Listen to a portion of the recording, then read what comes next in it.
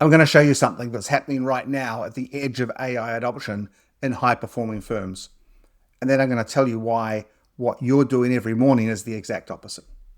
Ben Sira runs multiple AI-powered businesses and has 0 employees. He's doing something north of 2.5 million in annual recurring revenue. Every single morning, his AI system sends him a status report. What happened overnight across all his work streams. He reads it. He makes rapid decisions. Yes, no, ship that, change direction on this.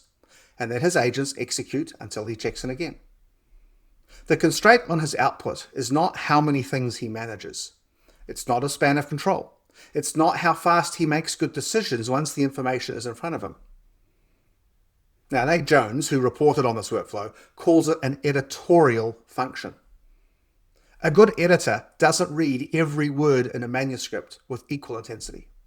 She develops a sense for where the problems are likely to be and allocates her attention disproportionately. That's the same thing Ben's doing. Speed of control, not span of control. Now think about your morning. You open your laptop, you scan for fires, you check in with staff, you open the review queue, you check your email. Every message looks the same. Every file looks the same. There's no signal telling you which ones need your judgment and which ones are clean. So you review everything. You're not doing this because you're bad at delegating. You're doing this because your information architecture doesn't distinguish between work that needs your brain and work that doesn't. That's the partner bottleneck. And most of you reading this or watching this know exactly what I'm talking about. Files pile up on your desk waiting for review. In many cases, you're rubber stamping to move things forward.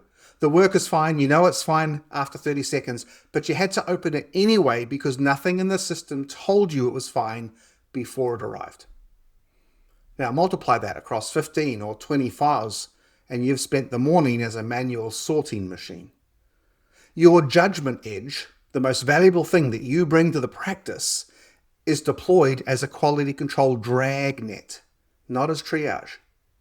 You're not making high-value decisions. You're separating signal from noise, file by file, because the system won't do that for you. Here's the distinction that most CAS firms have never made explicit, and it matters for everything. There's review for accountability. That's you signing off because your name is on the file. Now, we call that the ringable neck. You're professionally responsible for the accuracy of client deliverables. That review is not negotiable. It stays. But then there's review for consensus. That's 3 people weighing in on a communication before it goes out. That's a manager rereading what the bookkeeper prepared so you can reread what the manager already reviewed. It exists because your firm's operating model can't tolerate one person acting with confidence without multiple layers confirming the output. Now, most firms have conflated these two. Everything goes through the same review queue. Accountability items and consensus items together, indistinguishable. The result is that you're spending partner-level attention on both, and the consensus layer is where most of the bottleneck lives. Separating them is the first structural change. Accountability review stays, consensus review gets replaced by system-level quality checks that do the filtering before work reaches your desk. So what does this look like when it's rebuilt? Instead of opening an undifferentiated review queue, you open a pre-process status view. Quality systems have already run. Which month-end closes completed cleanly? Which have open exceptions? Which client communications came in overnight and what they need? The critical innovation is a confidence signal on each file. High confidence work gets just a glance, but flagged work gets your real attention. Your first hour or two is triage. Rapid judgment calls on genuine exceptions. This variance is seasonal, no action. This client needs a conversation, let's schedule it. This exception is a data entry error, send it back. You're not producing, you're directing. That's the editorial function. Attention deployed where it has leverage. After triage, the bottleneck clears for the day. Your staff have their direction. The quality system has processed the routine work, and you have something most practice owners never have: uninterrupted time for the work that guarantees premium fees. the advisory conversation, the client relationship, the business development you've been deferring for weeks. But here's what you're probably thinking. Well, I could never trust a system to tell me what's clean. And you're identifying the actual barrier. It's the same barrier your staff face when they won't express a professional opinion without your confirmation. You don't trust the system because the system hasn't proven itself. That's rational.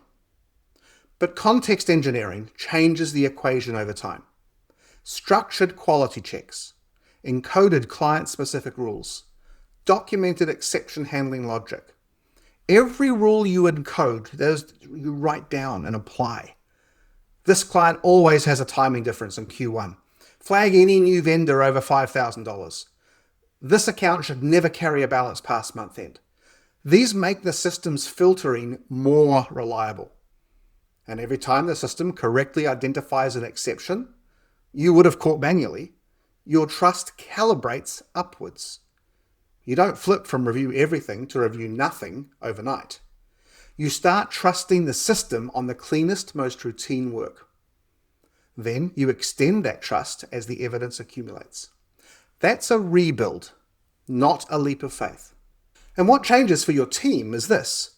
When you shift to triage mode, your staff stop waiting.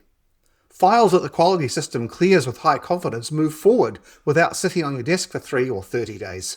Faster turnaround means faster feedback on their work. That's the accelerant for their professional confidence I talked about yesterday. And the dynamic between you and your team starts to shift. You're no longer checking their work, you're evaluating their recommendations. That's a fundamentally different professional relationship, one that develops judgment instead of dependency. The measurable difference here isn't a calm morning. It's that your judgment gets deployed against genuine exceptions instead of diluted across routine review. Even if triage takes 2 hours, that's 2 hours of focused decision-making followed by advisory time versus 8 hours of undifferentiated scanning where the real issues are buried in a stack of clean files. So here's the question. How much of your review queue this week actually needed your judgment? How much was rubber stamping? Because nothing in the system told you it was safe to let it pass. That gap is your bottleneck. And it's buildable. It's not permanent. If you're ready to move from reviewing everything to editing what matters, join the AI Champion Circle. It's where practice owners navigate this exact transformation, moving from production bottleneck to editorial decision-making. You get peer support, direct access to me, and accountability from other firm leaders who know that the window is closing. Head on over to the aiaccountant.ai/circle to learn more. I look forward to talking with you, and we'll see you tomorrow.